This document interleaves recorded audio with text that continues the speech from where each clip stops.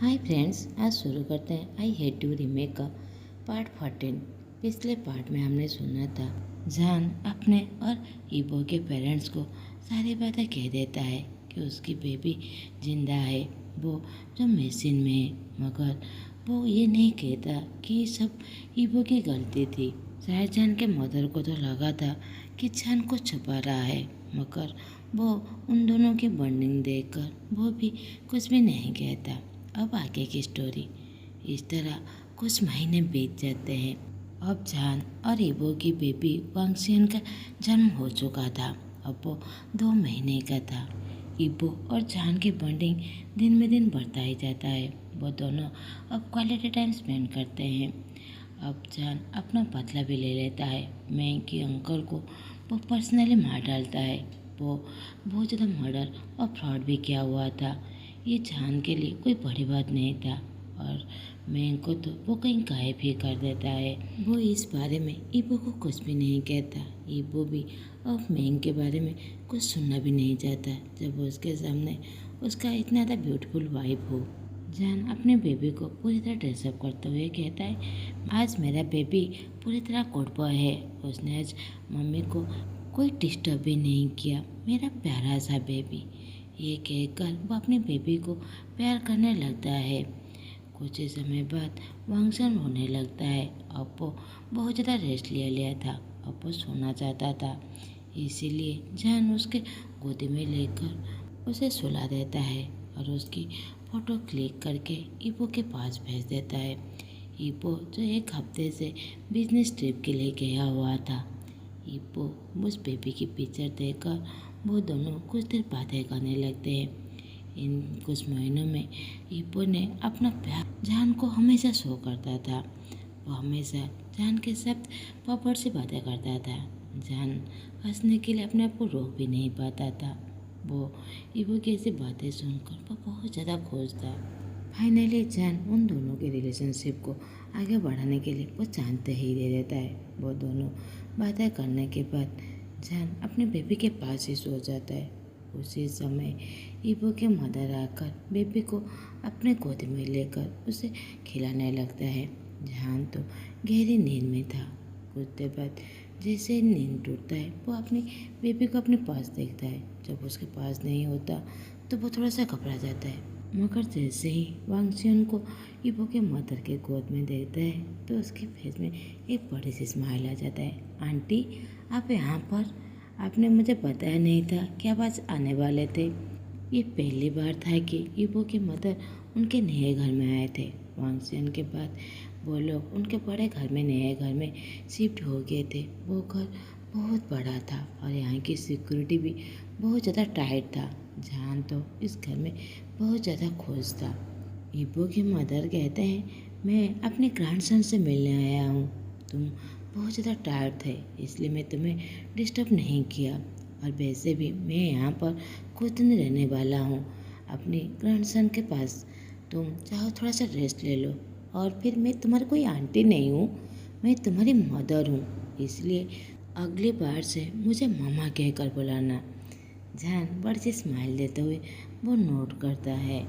Actually में जान ने अपनी बेबी के लिए कोई भी केयर टेकर नहीं रखा था, कोई नानी नहीं रखा था, क्योंकि वो अपनी बेबी का केयर खुद लेना चाहता था। उसे किसी पर भी भरोसा नहीं था कि उसकी बेबी का अच्छे से ख्याल रखेगा या फिर नहीं।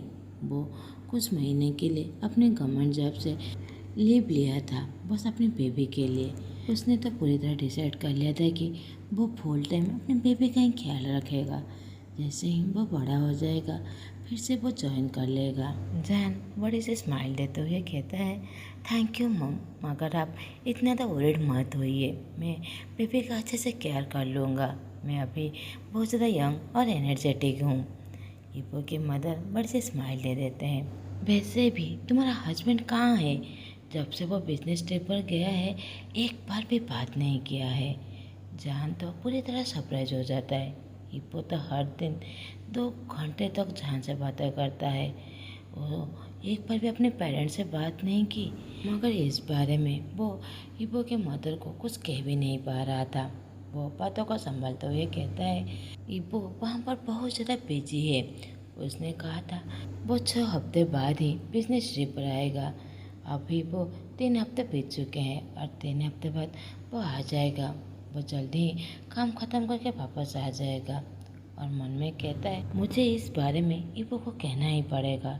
वो अपने पेरेंट्स से बातें क्यों नहीं कर रहा है। ईबो के मदर जान को लेते हुए कहते हैं चलो मैं तुम्हारे लिए आज डिनर बनाता हूँ। मैं बहुत अच्छा खाना बनाता हूँ, इसलिए तो मेरे हस्बैंड कभी मुझे चीट करने के बारे में नहीं सोचते।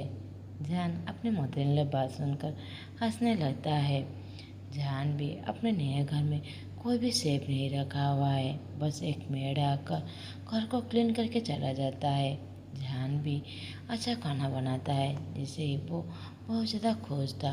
और जहान को भी ईबो के चीट के बारे में कोई डर भी नहीं था, क्योंकि उसे पता था उसका हस्बैंड पूरी तरह परफेक्ट है, उसे कभी भी चीट नहीं करेगा। जहान और ईबो के मदर डिनर करने के बाद ईबो के मदर वांगशन को अपने पास रख लेते हैं, उसका ख्याल रख रहे थे।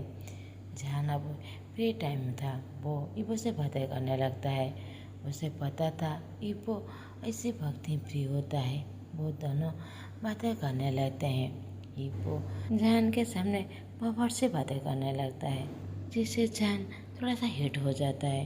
वो ईबो पर गुस्सा होते हुए कहता है तुम फाइनली कब वापस आने वाले हो। जहान अंदर से बहुत ज़्यादा हेट फील कर रहा था। ये पहली बार था कि वो ईबो के साथ ऐसा फील कर रहा है। शादी के बाद उन दोनों के बीच में ऐसा कोई भी रिश्ता नहीं था। ये पहली बार था जिसे जहान को बहुत ज़्यादा डिजायर फील हो रहा था। वो लोग वीडियो कॉल पर ही एसएमएस काम करने लगते हैं। जहान को तो बहुत ज़्यादा एम्बेरस फील हो रहा था, मगर अभी के लिए उसके लिए यही बेटर था कि वो इस सब कुछ को भूल जाए। अब वो अगले दिन जहान ईबो के मदर के लिए ब्रेकफास्ट बनाता है और वांगशन को प्रॉपर रेडी करने के बाद ईबो के मदर को देते हुए कहता है आप उसका थोड़ा सा ख्याल रखिए, मुझे बाहर कुछ काम है, मैं अभी आ जाऊंगा। जहान मार्क से मिलने के लिए जाने वाला था। वो डॉक्टर जो हॉस्पिटल से डॉक्यूमेंट चुरा कर मैंग को दिया था, जहान ने तो उसकी लाइफ को पूरी तरह डिस्ट्रॉय कर दिया था। वो कभी भी डॉक्टर नहीं बन सकता था, मगर फिर भी जहान इसमें खुश नहीं था। ईबो के मदर बड़ से स्माइल देते हुए कहते हैं तुम्हें जहाँ जाना है तुम जा सकते हो, ये मेरा ग्रैंडसन है, इसका मैं अच्छे से ख्याल रख लूँगा और ये मेरे साथ पूरी तरह सेफ और कंफर्टेबल है, तुम्हें जहाँ जाना है जा सकते हो। जहान मुस्कुराते हुए अपनी कार की की लेकर वहाँ से जाने लगता है। अपने लोगों के पास जैसे ही वो पहुँचता है, उसका एक ग्रुप का मेंबर कहता है बॉस आप आ गए, हमें तो लगा था आप हमें भूल ही गए हैं। जहान सहाय करने लगता है, क्योंकि कुछ दिनों से जहान कोई भी मीटिंग अटेंड नहीं कर रहा था या फिर उन लोगों से मिलने भी नहीं आता था। जहान बड़े से स्माइल देते हुए कहता है अब मैं तुम्हारा बॉस नहीं हूँ, वेनिंग तुम्हारा बॉस है। जो तुम्हें वो ऑर्डर दे वो सब तुम मानना और उसका रेस्पेक्ट करना। सारे मेंबर्स कहते हैं चाहे जो भी हो जाए आप ही हमारा बॉस रहेंगे, उस बात को कोई भी बदल नहीं सकता, आप हमेशा हमारा बॉस रहेंगे। जहान बड़े से स्माइल देता है। वो इस बात को झुकला भी नहीं सकता कि उसके सारे मेंबर्स उससे बहुत ज़्यादा प्यार करते हैं।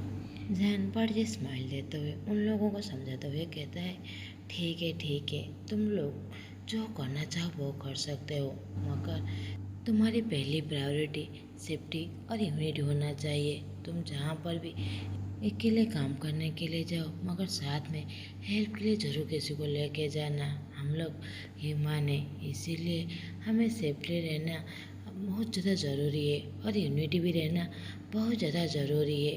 ये बात हमेशा याद रखना।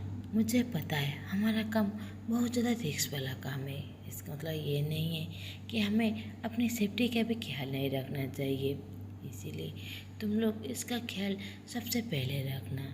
और पैसे भी मैंने कहा था मार्क को ढूंढने के लिए, क्या तुमने उसे ढूंढ कर लाए हो? और फिर मैं उस आइसलैंड में अकेला कैसे रह रहा है, वो तो बहुत ज़्यादा लोनली हो गया होगा और कुछ दिनों में पागल भी हो जाएगा। ये कहकर उसके फेस में एक बड़ी सी स्माइल आ जाता है। कुछ देर बाद मार्क को लेकर जहान के सामने आ जाते हैं। मार्क तो जान को अपने सामने देखकर पूरी तरह डर गया था, ट्रेम्बलिंग करने लगा था। प्लीज़ मुझे मत मारिए, आप जो कहेंगे मैं करने के लिए तैयार हूँ, प्लीज़ मुझे जाने दीजिए। मार्क तो बस बेग करने लगा था।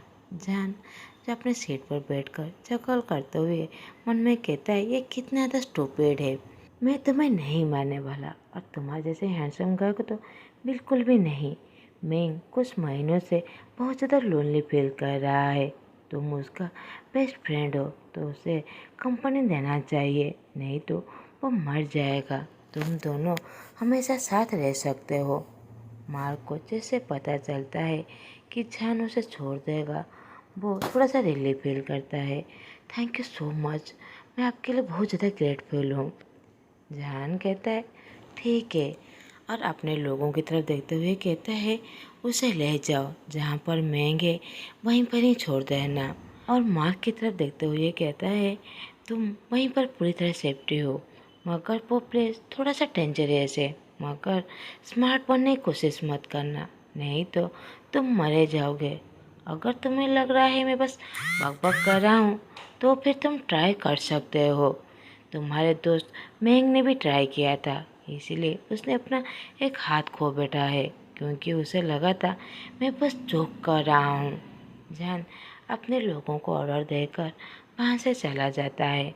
कुछ ग्रोसरी लेने के बाद वो अपनी बेबी के लिए मिल्क पाउडर लेते हुए अपने पेरेंट्स के घर चला जाता है।